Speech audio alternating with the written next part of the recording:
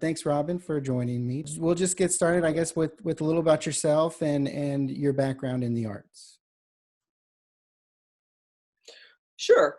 I grew up in Southeast Texas, about 30 miles from the Gulf Coast, and my father was an engineer, and my mother was a writer, both a creative writer and a journalist. And I think growing up, the assumption that was happening in my household was that I was going to follow in the STEM direction with my Mm. father.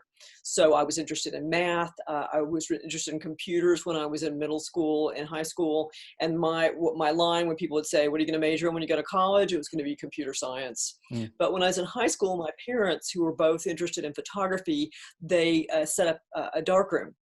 And Oh, I cool. got kind of interested and curious about the darkroom. So they taught me how to develop film and how to make prints. They gave me a camera, and I started taking pictures. And I won a few awards for my photographs. So I was kind of excited about it. But then I went to college and thought I was going to get a computer science degree. And I went to a liberal arts college that didn't really have a computer science program.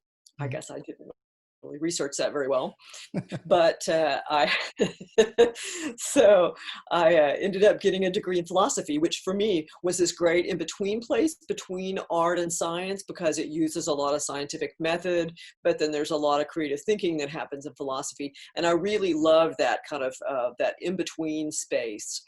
And I got that degree, but I went to Tulane. And when I was getting close to the end of my degree, I was starting to realize I probably wasn't going to be a philosophy professor or a lawyer or go into theology.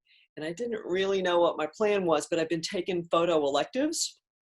And the best mentor that I had, or that I remember, I guess, the one I remember the most, is this amazing graduate student in the art department. And she was a printmaker who's also doing photography. Her name was Jan White. She was amazing. And she's the one who said to me one day, "Have you ever thought about maybe getting a MFA in photography?" And I thought, I've never really thought about that, but okay, that sounds good. So I proceeded to take a year off, get my portfolio developed, and then apply to graduate schools and move on to that track.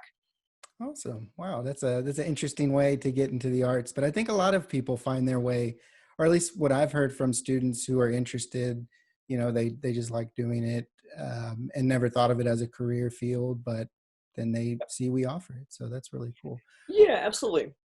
Now, photography's your main area. Do you dabble in any of the other arts as well? Are you a painter, drawer, or anything like that?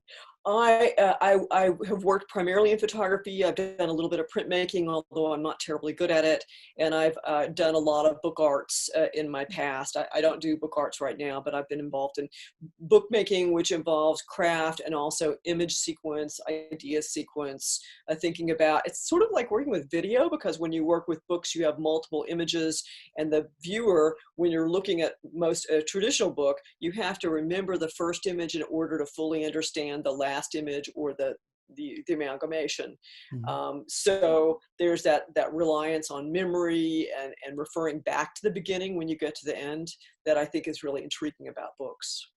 Yeah, I was looking at your website, and I saw some of those pictures that incorporated the old text of the books with some of like the Hmm. water. That was really cool. I was staring at it, trying to figure out how that must have worked to get that. That was really neat. No, thanks. Thanks. Yeah, Yeah, it was those really, are really fun to do.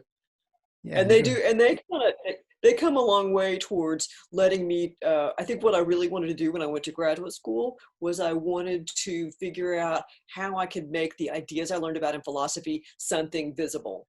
I think Mhm. that was really and I think that's really kind of been my goal throughout my career, is figuring out how to make the ideas that I explored in philosophy ideas about how we know who we are, how we understand our world. How do I make those kinds of ideas or those questions or those explorations visible?